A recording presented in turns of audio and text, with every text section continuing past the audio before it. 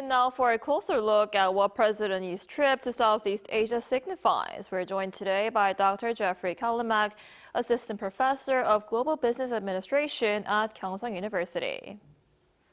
So, Dr. Calimag, President Lee held a summit with the President of the Philippines yesterday evening. What did you make of the meeting, and what does this latest trip signal about his approach to Southeast Asian countries? First of all, thank you for having me. I would say that the meeting was productive, and the summit with the Philippines was focused on turning diplomatic goodwill into concrete cooperation in the areas of trade, digital and infrastructure ties, and deeper security and maritime collaboration. We see here that rather than symbolic gestures, the visit emphasized deliverables such as memoranda of understanding, frameworks for joint projects, and commitments to expand defense and technology cooperation. And this summit also reaffirmed Korea-Philippines FTA framework as a foundation for deeper economic engagement. And for the latest trip of President Lee, this signals his pursuit to ASEAN as pragmatic, results-oriented approach. It is practical, transactional diplomacy, and emphasize economic security linkage by using economic tools and investment to build influence, while at the same time also strengthening security partnerships where strategic interests align. Right, and South Korea is one of the Philippines' major economic partners, and the Philippines is important to South Korea, in terms of military and economic security. How important is the Philippine market to South Korean businesses, especially defense firms?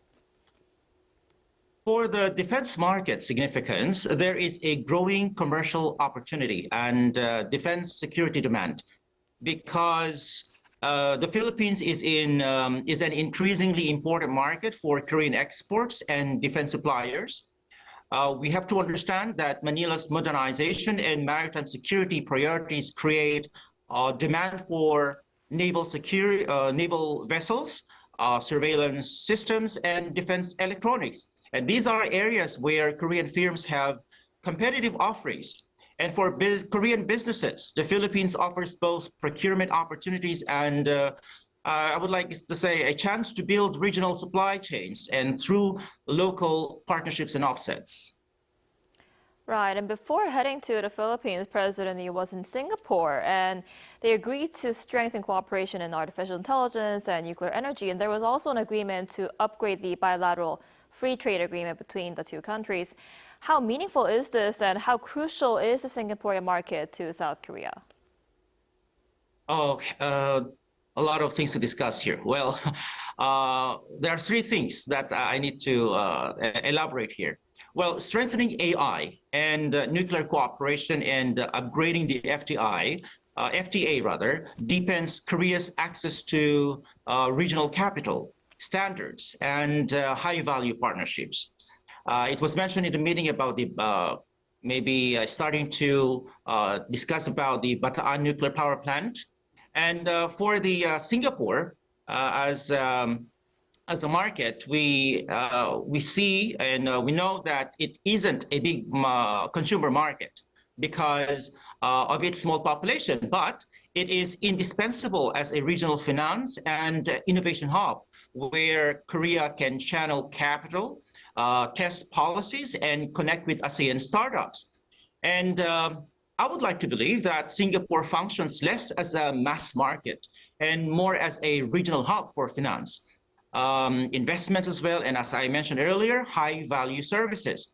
For Korea, I think Singapore is a gateway to Southeast Asian capital. It's a place to base regional headquarters and a partner on regulatory and governance issues, especially in financial technology, data policy, and AI governance. So locating investment vehicles or joint initiatives in Singapore lets Korea tap sophisticated investors and a dense startup ecosystem across ASEAN. And let me just go back to the nuclear cooperation, AI cooperation, FTA upgrade. These moves are all strategic enablers. They create platforms. I have mentioned funds, regulatory alignment, joint projects that matter more for long-term influence and ecosystem access rather than immediate mass market sales. Right, and on artificial intelligence, what President Lee also said is South Korea will establish a $300 million fund in Singapore by 2030. And you talked about long-term investments, and this is focusing on investing in AI startups. How significant is this, and what does this tell us about the administration's focus on AI? Well, a dedicated fund amounting to $300 million signals that the administration sees AI as a strategic economic priority and is willing to use state-backed capital to catalyze private investment.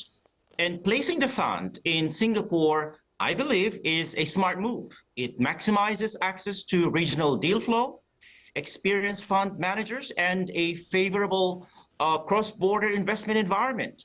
Practically, the fund can help scale Korean and regional AI startups across partnerships and encourage talent exchanges. But here's a catch. Yeah? Here is some kind of a limitation, or I would say barrier. The fund's real impact would depend on execution, how well it attracts private co-investors, the quality of deal sources, and governance that balances returns with strategic objectives. I see. All right, Dr. Calimag, thank you so much for your time and insight this morning. We appreciate it. Thank you, and have a nice day.